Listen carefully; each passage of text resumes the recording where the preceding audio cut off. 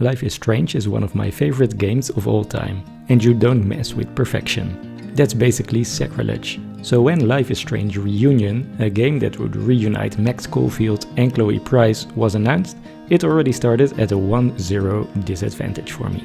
But about 10 hours later, I'm happy to say that this deficit has been more than made up for, and that my pessimism was misplaced. Deck 9 respects the original dynamic between Max and Chloe, blends it with the cast introduced in Double Exposure, and does so in such a natural way that all the puzzle pieces fall into place. This review contains no spoilers for Reunion, but does contain spoilers for the very first Life is Strange and for Life is Strange Double Exposure. So life was already strange, but things became even stranger in Double Exposure, where we had to deal with two different timelines. In one of them, Max's friend Safi dies, while in the other one she survives and Max must try to prevent that tragedy from happening. 9 months later, Reunion presents a new disaster. A massive fire breaks out at Caledon University, where Max works as a teacher. She does what she has done before, travel back in time through a photograph. With only a few days left before the fire will break out, it's up to you to figure out how that fire started and, more importantly, how to prevent it. Fortunately, you're not alone. The ever-kind Moses, introduced in Double Exposure, is one of the very few people aware of Max's supernatural powers. The investigative trio is completed by none other than Chloe Price, who is surprisingly brought back to life in a plausible way by Deck 9. Yes, in my Life is Strange ending I sacrificed her, sorry. At its core, you could see this as a somewhat cheap cash grab to bring back a fan favorite. But the writers managed to weave together the events of the original game and Double Exposure in such a convincing way that the concept works remarkably well.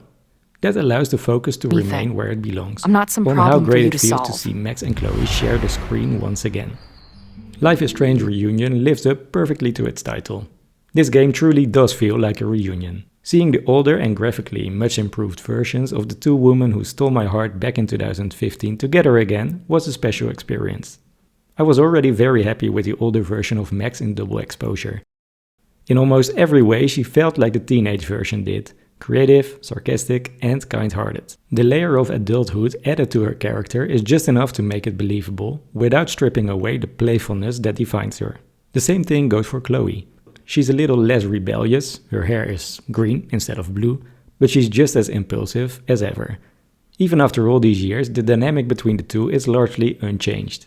Max is no longer the insecure teenager she once was, but it's clear that she still looks up, at least a little, to the force of nature that Chloe is.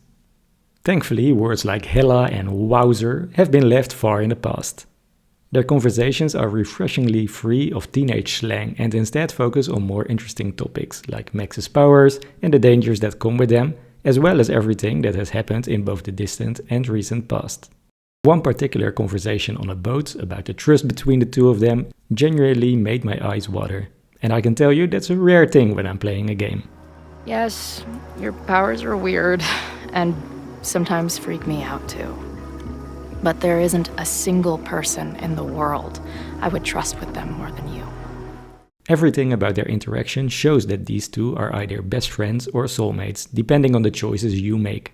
They know each other's insecurities and doubts inside out, and it's always moving to see how they inspire one another, give each other confidence and push each other forward. It's clear in every moment, these two belong together.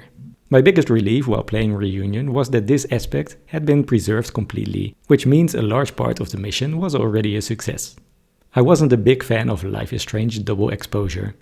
The game introduced a wide range of new characters, but very few of them managed to leave any real impression on me. I also appreciated Max's timeline shifting powers a lot less than the butterfly effect of her time rewind ability from the original game. The different timelines and what did or didn't happen in each of them became a bit confusing after a while. I also wasn't thrilled that by the end of the story, two characters besides Max also turned out to have powers. I could already see where this was heading, a kind of Marvel-style universe. Thankfully, Reunion doesn't immediately push that angle too far. Safi, who in Double Exposure was revealed to have shape-shifting powers, does play an important role here, but this time I found every scene with her genuinely interesting. Until the very end, I wasn't fully convinced about her true motivations or intentions, which made her a fascinating character. More than once I caught myself thinking, I can fix this girl. Maybe I simply needed more time with these newer characters to really get to know and appreciate them. Moses, for example, also worked his way further into my heart after playing Reunion. All the storylines and relationships established in Double Exposure naturally carry forward here. Every character has their own believable motivations, which slowly unfold as the story progresses. What I also appreciate is how almost every character operates in a moral grey area, even Max. There is no pure evil or pure goodness here. Each character is driven by their personal goals, and those goals don't always align what others might consider the right thing to do. This game has given me a new kind of respect for Double Exposure. It simply needed one more chapter to truly come together as a complete story. In between all the engaging dialogue and narrative development, you're of course still holding a controller as well. Gameplay alternates between Max and Chloe as the protagonist, and it's simple enough that I've always considered Life is Strange somewhat of a comfort game, minus the, well, emotionally devastating moments. With both characters, you explore a variety of environments, most of which are relatively small. Most of these locations are carried over directly from Double Exposure, such as Caledon University, the Snapping Turtle and Max's home. Don't expect a lot of brand new creativity in this area, but the choice makes sense since everything revolves around the university.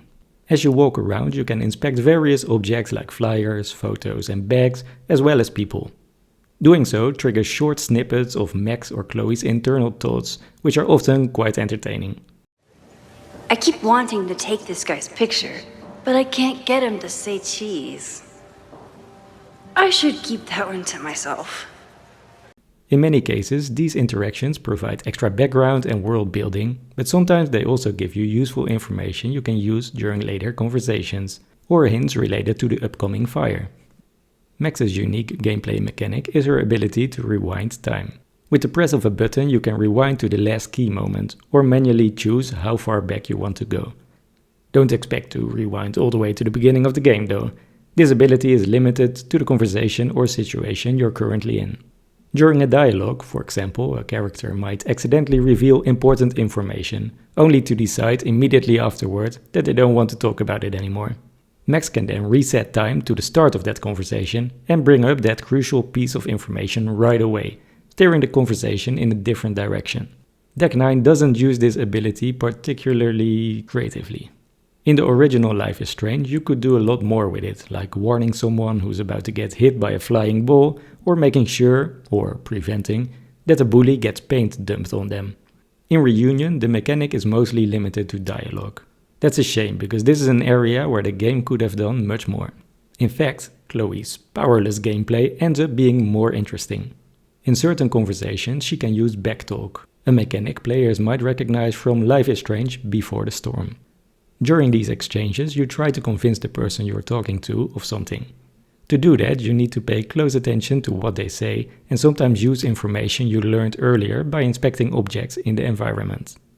Pick the right responses several times and you'll win the conversation, which can reveal important information or help you avoid trouble. It's always satisfying to checkmate your opponent in these moments simply by paying attention and choosing the right lines. Personally, I would have liked to see the backtalk mechanic appear a bit more often throughout the game. Amid all of this, you'll also be making choices. During every dialogue, you can select certain options by pressing the button that corresponds to 1 up to 4 responses. In practice though, these aren't always real choices. You can often cycle through several responses before one specific line pushes the conversation forward. This does take a bit of replay value away, which now mostly depends on the real choices. At key moments, you'll have to pick between 2 actions that can influence how the story unfolds and how it ultimately ends. After making your decision, the game reminds you that this choice will have consequences. No pressure. These moments are always interesting and the decisions can sometimes be quite difficult. They often revolve around things like who you choose to trust and how you want to shape Max and Chloe's relationship. At the end of the game, you're shown an overview of how your choices compare to those of other players. It's always a moment I look forward to in games like this. You can also see which events and story paths you may have missed along the way. Some loose scraps. Deck 9 chooses not to pick a side and treats both endings of the first game as canon. The first Life is Strange game, where both Max and Chloe are playable characters. Ashley Burch was the original voice actress for Chloe Price, but she was replaced by Rihanna de Vries in Before the Storm. Deck 9 continued with de Vries in Reunion. That same Ashley Burch also voices Aloy in the Horizon games. Max's voice actress, Hannah Tell, does return for the third time. The conclusion. Life is Strange Reunion makes its predecessor Double Exposure better in hindsight and brings the various storylines together in an engaging way. Even though I ended up feeling more connected to some of the characters introduced in Double Exposure, it's still the scenes between Max and Chloe that stand head and shoulders above the rest of the game. Max's supernatural powers are used less creatively than in the first game, which means the gameplay largely relies on the well-written characters, the still entertaining inner thoughts of the two protagonists, and the moments where you're forced to make important choices. Add a beautiful soundtrack and strong visuals to the mix, and Max and Chloe's story comes to a respectful conclusion that fans who ship Chloe and Max will especially appreciate. If you're looking for more games like Life is Strange, be sure to check out my blog bornfrommedia.com to find a list of games that you won't want to miss.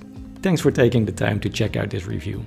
If you liked it and if you want to see more of them, please make sure to subscribe, drop a like and maybe a reaction. Hope to see you soon.